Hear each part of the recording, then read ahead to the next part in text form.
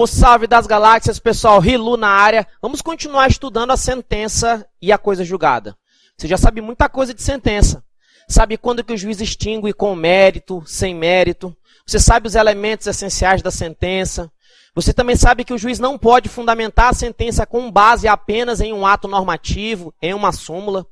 Você também sabe que quando for feito um pedido de condenação em obrigação de pagar a quantia certa, o juiz tem que dizer qual é os juros, qual é a taxa, tem que falar da correção monetária, o juiz tem que limitar, tudinho, salvo aquelas exceções.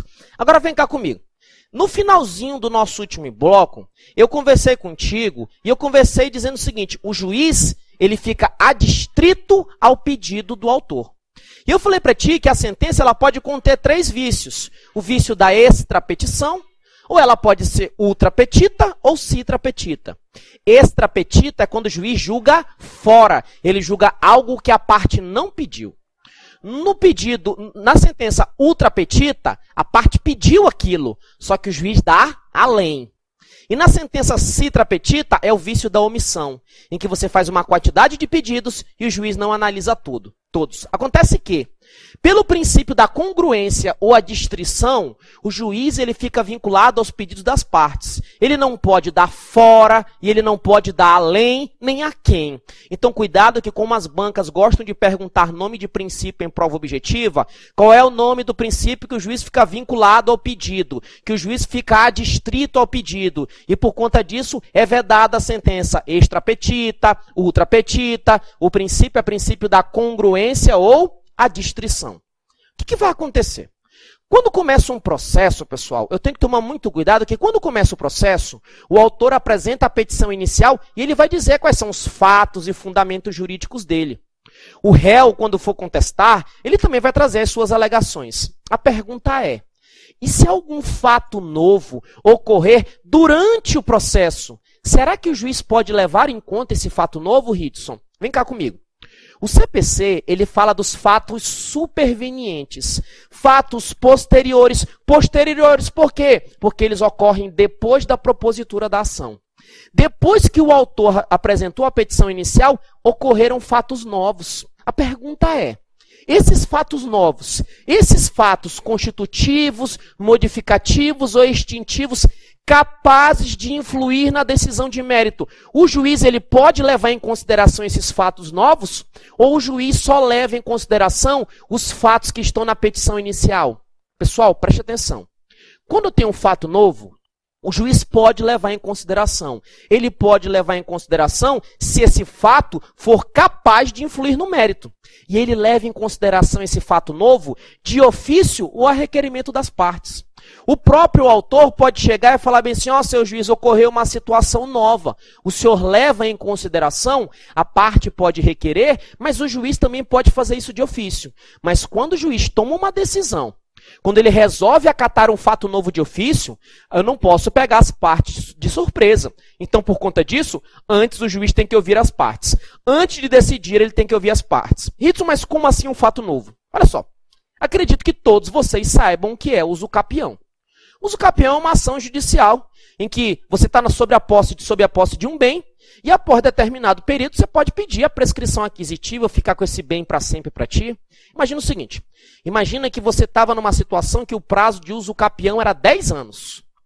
Aí você entrou com a ação, você apresentou a petição inicial, só que quando você apresentou, você não tinha 10 anos. Você fez as contas erradas. Você tinha 9 anos e 10 meses. Então o que vai acontecer? Quando você propôs a ação, no momento da propositura da ação, você tinha os 10 anos? Não tinha. Só que 2 meses depois, você completou os 10 anos e o réu não falou nada. A pergunta é, esses 10 anos que tu completou, é um fato. É um fato. Esse fato ocorreu antes de você propor a ação ou depois? Ocorreu depois. Porque quando eu propus a ação, eu não tinha os 10 anos. A pergunta é, esse fato, qual fato? O fato de eu completar 10 anos. É um fato superveniente, é um fato novo. É um fato constitutivo do teu direito que influi no mérito. O juiz pode levar em consideração? Pode, de ofício. Mas se ele fizer de ofício, sem pedido, ele tem que ouvir as partes antes de decidir. Ou então, a requerimento das partes. Fechou até aí, pessoal? Tranquilaço? Ridson, e o fato novo na instância recursal? Ô, diacho, eu estou estudando recurso? Calma, tudo a seu tempo. O ponto aqui é sentença e coisa julgada. Esse é um erro que a gente comete em um processo civil. Principalmente quem estuda para nível superior. Você está num ponto e daqui a pouco tu vai, tu tá lá em execução. Tu nem terminou aqui. É por isso que o povo perde o tesão pelo processo civil. Vamos ponto a ponto, vamos fechando ponto a ponto, a gente chega lá. Olha, de quando nós começamos o nosso curso, olha onde nós já estamos. Então vamos lá. Agora que eu sei aqui do fato novo, eu quero que você tome cuidado com a preclusão pró-judicato. Ridson, preclusão pró-judicato? Já ouvi falar de preclusão temporal, preclusão lógica, preclusão consumativa. Preclusão pró-judicato? A preclusão pró-judicato é como se fosse uma preclusão consumativa, uma preclusão lógica, mas não para a parte, para o juiz. E existe preclusão para o juiz? Existe sim. Olha só, o juiz ele vai proferir a sentença, mas após essa sentença ser publicada, como regra, o juiz não pode alterá-la. Como regra, o juiz não pode mais mexer na sentença após ela ser publicada. Ou seja, o juiz está sofrendo uma preclusão. Preclusão para o juiz, preclusão para o judicato. O que é preclusão para o judicato? É que o juiz, após praticar um ato, após proferir a sentença, após a sentença ser publicada, ele não pode alterar. Beleza até aí? Por quê? Porque o ato está consumado, filho. Já era. Só lamento. Ridson, mas essa regra aí da preclusão pró-judicato, ela é absoluta? Não, eu tenho exceções. A sentença publicada, ela só pode ser alterada pelo mesmo juiz que proferiu ela em dois casos. Primeiro caso, para fazer correções de ofício ou a requerimento de inexatidões materiais ou erros de cálculo. Ridson, o que é inexatidão material? Erro material. São aqueles erros de digitação. Imagina que o juiz escreveu lá R$1.000, só que entre parênteses ele escreveu 10 milhões. E aí? É 1.000 ou é 10 milhões? Ocorreu um erro de digitação. Então o juiz pode sim fazer essa correção de ofício a requerimento, mesmo ele já tendo publicado a sentença. Ridson, e o que é erro de cálculo? Pô, erro de cálculo, 10 mais 10, ele coloca 2, né? Então, pô, é um erro, né, que não é um erro, né, gigantesco, né? Ridson, é sim, 10 mais 10, 2 é feio. Mas o juiz não fez porque ele quis, pô, não fez. É uma inexatidão material, é um erro de cálculo, ele pode corrigir mesmo tendo publicado a sentença. E no segundo caso, é quando o juiz julga um recurso chamado embargos de declaração. Olha só, o nosso CPC, ele meio que padronizou o prazo dos recursos. Hoje, para apelar, entrar com agravo, você tem um prazo de 15 dias. A exceção é embargos de declaração. Embargos de declaração, a parte tem apenas 5 dias. E esses embargos de declaração, eles podem servir para corrigir algumas falhas da sentença, como é o caso da omissão, contradição, obscuridade e etc. Então, o que acontece? Você fez 5 pedidos, 5. O juiz só analisou 4. Então, o juiz fez uma sentença e ele publicou essa sentença analisando só 4 pedidos. Ela foi omissa nesse 5º pedido. Se ela foi omissa, essa sentença ela é extra petita, ultra petita ou citra petita? Citra petita. E contra essa sentença citra petita cabe um recurso chamado o quê? Embargo de declaração. Então, olha só, o juiz publicou a sentença. Aí você entra com embargo de declaração. Quem vai julgar os embargos de declaração é o próprio juiz que proferiu a sentença. Sabe o que o juiz pode fazer? Ele pode acolher o teu argumento e proferir uma nova sentença. Aí vai vir a sentença em embargo de declaração e nela ele pode mudar essa. Então, quando você opõe, quando você apresenta um embargo de declaração, o juiz pode alterar a sentença já publicada? Pode. Então, lembra, preclusão pró-judicato. Após publicada a decisão, filho, não pode alterar, salvo em 2 casos. Correção e embargo de declaração. Tranquilo até aí? Qual é o prazo do embargo de declaração? 5 dias. E os demais recursos, qual que é o prazo? 15 dias. Beleza até aí? Beleza. Então, eu já sei do fato novo, sei do princípio da congruência, sei da preclusão pró-judicato. Agora vamos falar da remessa necessária. Remessa necessária, artigo 496 do CPC. Teve mudança aqui, tá? Então, olha só. Quando eu estou falando em remessa necessária, o que seria isso, Ridson? É o duplo grau de jurisdição obrigatório. O que é duplo grau de jurisdição?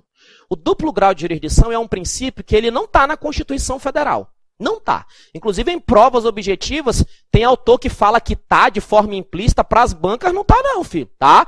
Então você tem que estudar a banca, ver qual é a banca que você vai fazer. FCC entende que não tá de forma explícita na nossa Constituição, nem de forma implícita, tá? Agora, olha só, isso é para FCC, tá? FCC entende que o duplo grau de jurisdição, ele não tá na Constituição Federal, ponto final, tá, pessoal? Se ela mudar o entendimento daqui para frente, eu venho e corrijo aqui isso aqui. Mas até então, nas provas que ela fez, para ela, não tá na Constituição, e realmente não tá.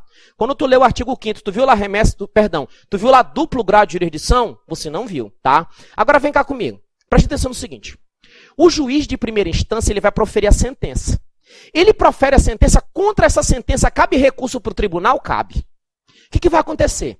Essa sentença, essa decisão do juiz, ela vai ser reexaminada. Então, eu vou ter um duplo grau de jurisdição. A tua causa vai ser julgada por duas instâncias. Esse é o princípio do duplo grau de jurisdição. Acontece que essa análise pelo tribunal, ela é obrigatória em alguns casos. Eu estou te dizendo o seguinte, na remessa necessária, o duplo grau de jurisdição ele é obrigatório. A sentença só vai produzir efeitos depois dela ser confirmada pelo tribunal. A sentença só gera efeitos após ela ser confirmada pelo tribunal. Então, o juiz de primeira instância proferiu a sentença. Para essa sentença produzir efeitos, ela tem que ser confirmada pelo tribunal. Antes dela ser confirmada, ela não produz efeitos. E quando que eu tenho essa remessa necessária? Vem cá. O CPC, ele fala para a gente que a remessa necessária ela vai ocorrer em duas situações. Primeiro caso, vai ocorrer remessa necessária quando tiver uma condenação contra a administração pública direta. Quem que é administração pública direta, Ritson? Direito administrativo. União, Estado, DF e município. Então, condenação contra União, Estado, DF e município e também as autarquias deles e fundações de direito público só vai produzir efeitos após confirmada pelo tribunal. Como assim, Ritson? Imagina que você entra com uma ação contra um Estado. Outro Estado. Estado do Amazonas, Estado do Acre, Estado de Rondônia, Estado de São Paulo, Estado de Pernambuco. Você vai entrar na primeira instância, pá. E o Estado foi condenado. Então, teve uma decisão contra o Estado. Essa decisão ela só vai produzir efeitos depois dela ser confirmada pelo tribunal. Vai ter que ter o quê? O reexame necessário, vai ter que ter o quê? A remessa necessária. Então você observa que a fazenda pública ela está tendo um benefício. Quem é a fazenda pública aqui? A administração direta, União, Estado, DF, município e as autarquias e fundações públicas. E eu também vou ter o reexame necessário, a remessa necessária, lá na fase de execução. Quando forem julgados procedentes no todo ou em parte, os embargos à execução fiscal. Isso, que bosta é essa? Gente, no processo de conhecimento, na fase de conhecimento, eu não tenho a contestação, que é a defesa do réu? Pois é. Na fase de execução, nessa fase em que eu estou querendo fazer valer a sentença, o camarada que está devendo, o devedor, ele também tem uma defesa. Só que a defesa dele lá não é contestação. Contestação é na fase de conhecimento. Na fase de execução, o nome é embargos. Por isso que eu falo embargos à execução, embargos à penhora. O nome lá é embargos, não contestação. E quando eu tenho embargos à execução, e esses embargos são considerados procedentes no todo ou em parte, tem reexame necessário, tem remessa necessária. Então, como assim? Gente, execução fiscal é uma cobrança que a fazenda pública faz contra a gente. Imagina que você está devendo o governo.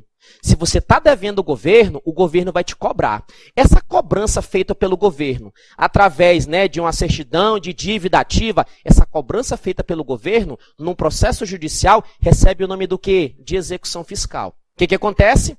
Lá na execução fiscal, em que o Estado está te cobrando um valor, por exemplo, ele está te cobrando R$500. Ele está te cobrando R$500 e, pô, vou executar, vou penhorar. E tu entra com embargos. Tu entra com embargos para não pagar esses R$500. E os teus embargos são julgados procedentes no todo ou em parte. Se você tiver o embargos provido, julgado procedente, significa dizer que a fazenda pública não vai ter o dinheiro dela todo. Então o que vai acontecer? Como eu estou atacando o cofre público, essa decisão ela só vai ter validade, só vai ter efeito quando ela for confirmada pelo tribunal. Então, reexame necessário em dois casos. Remessa necessária. Primeiro, quando a sentença for contra a administração direta. Quem são as 4 pessoas da administração direta? União, Estado, DF, município e também as suas respectivas autarquias e fundações públicas. Presta atenção para a prova. Não tem empresa pública nem sociedade de economia mista. Eu também vou fazer a remessa necessária se os embargos à execução fiscal forem julgados procedentes no todo ou em parte. Olha só, não é embargos à execução, é embargos à execução fiscal, porque tem que envolver a administração pública, tá? Na verdade, a fazenda pública. Ridson, como é que funciona isso? Funciona bem assim. Quando o juiz dá sentença, ele observar que é um caso de remessa necessária, esse juiz ele tem que fazer a remessa para o tribunal. Ridson, e se ele não fizer a remessa? Se ele não fizer a remessa, o próprio tribunal vai avocar. Então o que acontece? Esse processo tem que chegar no tribunal. O CPC diz o seguinte para a gente. Ele fala que não interposta a apelação é um recurso contra a sentença. Se tu entra com a apelação, o recurso vai para o tribunal automático, então estou tranquilo. O tribunal vai fazer o reexame. Agora, não interposta a apelação, o próprio juiz faz a remessa ou o tribunal avoca. Então, esses casos aqui, eu vou fazer o reexame necessário. Ridson, a condenação contra a União, eu pedi 5 coisas e o juiz condenou em 3 coisas. E eu apresentei uma apelação reclamando só de uma. A apelação ela não versa sobre esses 2 pontos aqui. Vai ter reexame necessário? Vai. A sentença vai ser toda reexaminada. Ela precisa ser toda reexaminada para que ela produza o quê? Efeitos. Tranquilo até aí, pessoal? Olha só. Agora que eu sei disso, o CPC estabelece que em alguns casos essa remessa necessária ela não se aplica. Cuidado que mudou, isso aqui vai despencar em provas. Primeiro caso que não aplica a remessa necessária é quando o valor for certo e líquido e inferior a isso daqui. Ridson, tu fala valor certo e líquido é quando o juiz dá a sentença, ele diz a sentença é X.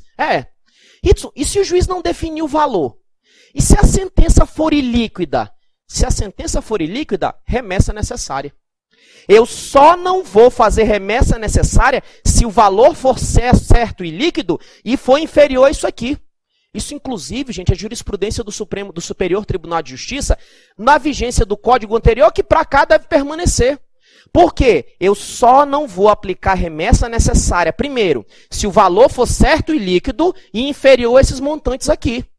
Porque se o valor não for certo e líquido, eu uso a regra geral. Se o valor for ilíquido, remessa necessária. Para eu não remeter para o tribunal, para o processo não ir para o tribunal, o valor tem que ser certo e líquido e inferior a, primeiro, se for União e as autarquias e fundações públicas da União, o valor tem que ser inferior a 1.000 salários mínimos. Pelo seguinte, o legislador levou em conta a capacidade financeira de cada ente. Quem tem mais grana é a União. Então ele falou o seguinte, condenações inferiores a 1.000 salários mínimos contra a União ou autarquias e fundações públicas da União, não tem remessa necessária. Ridson, e se for igual ou superior a 1.000? Aí manda. Condenações contra os estados, Distrito Federal, autarquias e fundações deles, se essas condenações forem inferiores a 500 salários mínimos, não tem remessa necessária. Cuidado com o município. Por quê? Se for capital de município, condenação contra município, capital de estado, tá? Se for condenação contra município, capital de estado, tá? E essa condenação for inferior a 500 salários mínimos, o que vai acontecer? Eu não tenho remessa necessária, tá? Repetindo aqui, se eu tiver uma condenação contra um município que é capital de estado, por exemplo, o Acre. Qual é a capital do Acre? Rio Branco. Se for uma condenação contra o Rio Branco, eu não faço remessa necessária se a condenação for inferior a 500 salários mínimos. Ridson, e os outros municípios do interior e as autarquias e fundações públicas? Aí, eu já não tenho remessa necessária quando o valor é certo e líquido inferior a 100 salários mínimos. Então, cola em mim, vem cá. Remessa necessária, tu sabe que a sentença ela só vai produzir efeitos quando ela for confirmada pelo tribunal. Agora, olha só. Não vou ter remessa necessária se a condenação tiver um valor certo e líquido e for inferior. Certo e líquido. A condenação tem que dizer o valor líquido. Porque se a sentença for ilíquida, vai ter remessa necessária, independentemente do valor. Para não ter remessa necessária, o valor tem que ser certo e líquido e inferior. União, inferior a quantos salários mínimos? 1.000. Estado e DF, 500. Capitais de estado, municípios que são capitais de estado, inferior a quanto? 500. E municípios do interior e autarquias e fundações dos municípios, é 500? Não, é o quê? 100. Beleza até aí. Eu não vou ter remessa necessária também, não vai se aplicar a remessa necessária quando a sentença estiver fundamentada, baseada em súmula de tribunal superior. Quais são os tribunais superiores, Ridson? São aqueles que têm o nome tribunal, que têm o nome superior. É fácil. Se eu tenho o nome dele superior, ele é um tribunal superior. TST, Tribunal Superior do Trabalho, ele é superior. TSE, Tribunal Superior Eleitoral, ele é superior. TRE, Tribunal Regional Eleitoral, aí ele já não é superior. Os tribunais superiores são 4. STJ, TST, TSE e STM. Se a sentença estiver fundada em súmula de tribunal superior, em acórdão do STF ou STJ, em recursos repetitivos, em incidente de resolução de demandas repetitivas ou assunção de competência, ou então, se eu tiver uma orientação administrativa vinculante do próprio órgão, através de manifestação administrativa, parecer ou súmula administrativa, se a sentença estiver fundada nisso, eu não aplico a remessa necessária. Ridson, sentença fundada em súmula do Tribunal Superior, entendi. Acórdão também. O que é essa orientação administrativa vinculante? Pessoal, é aquele caso em que o ente público, pode ser um município ou o Estado, ele já tem um parecer dizendo que, ó, nesse caso a gente está errado. Nesse caso a gente perde. Então, velho, se o próprio Estado reconhece que ele está errado, para que eu vou fazer remessa necessária? Então, eu estou diante de uma orientação administrativa vinculante. E quando que essa orientação administrativa vinculante vai existir? Quando tiver uma manifestação do ente público, um parecer do ente público ou uma súmula administrativa do ente público. Beleza, pessoal? Estou fechando aqui esse tópico. Sangue no olho até a posse, para cima, caveira. Fui!